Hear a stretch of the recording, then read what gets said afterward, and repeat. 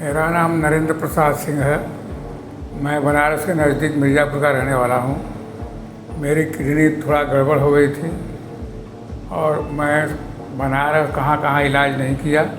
अंत में मैं यहाँ पर आया नोएडा में, तो मालूम हुआ कि डॉक्टर साहब ऐसे ऐसे यहाँ हैं, तो हमने इलाज कराना शुरू कर दिया। इनका बहुत बड़ा हेल्प मिला हमको।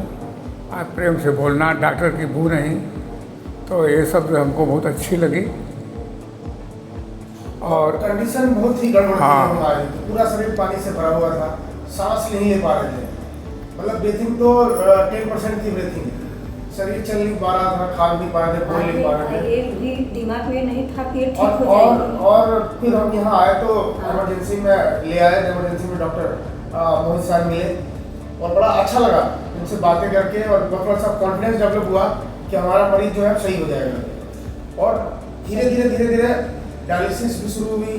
धीरे धीरे इनका जो है वो पैराकैथ भी डला, परमाकैथ भी डला, और सब कुछ इजीली वे में आसानी से होता चला गया, पता भी नहीं चला। इतनी बड़े बड़े चीज़ों को हम लोग जो है अंदर समा के बैठे थे, कितना डर है कि ये हो जाएगा तो कैसे होगा, वो हो जाएगा तो कैसे होगा, किस तरीके से डायलिसिस होगा। अब मेरे को लगता है कि अब तक 4 या 5 डायलिसिस बड़े आराम से हो गई, कोई दिक्कत अभी तक आई नहीं। Touch wood. Thank you. नमस्कार, मेरा नाम डॉक्टर मोहित गुप्ता है। मैं यहाँ कैलाश हॉस्पिटल ग्रेटर नोएडा में नेफ्रोलॉजिस्ट हूँ, किडनी विशेषज्ञ हूँ। हमारे साथ आज मिस्टर नरेंद्र पेशेंट हैं जो कि बनारस से हमारे पास आए थे। जब ये आए थे तब हमें इमरजेंसी में मिले थे, जब इनको काफ़ी कमज़ोरी थी, सांस लेने में दिक्कत थी, पूरा शरीर में सूजन थी, और जांच पड़ताल में पता चला कि किडनी की रिपोर्ट काफ़ी बड़ी हुई थी, यानी कि किडनी की कमज़ोरी थी। यहाँ आने के बाद जांच पड़ताल के बाद हमको इनका डायलिसिस शुरू करना पड़ा। और शुरू में अंकल थोड़ा घबराए हुए भी थे कि डायलिसिस करेंगे कैसे होगा। हमने कोशिश तो की थी अंकल को समझाने की, बट बाकी तो अंकल की अपनी हिम्मत है, सह परिवार की हिम्मत है, इनके बेटा बेटी सब ने बहुत मेहनत की। डायलिसिस शुरू होने के बाद थोड़ी स्थिति इम्प्रूव होने लगी।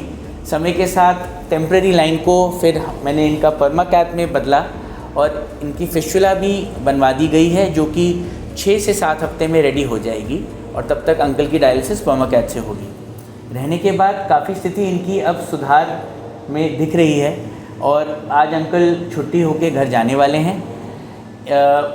अंकल के द्वारा मैं इस माध्यम से यही बताना चाहता हूँ कि यदि कभी दिक्कत हो, किडनी की कोई दिक्कत हो, तो तुरंत अपना इलाज करवाएं, क्योंकि सही टाइम पे अगर डायलिसिस शुरू हो जाती है तो स्थिति को संभाला जा सकता है।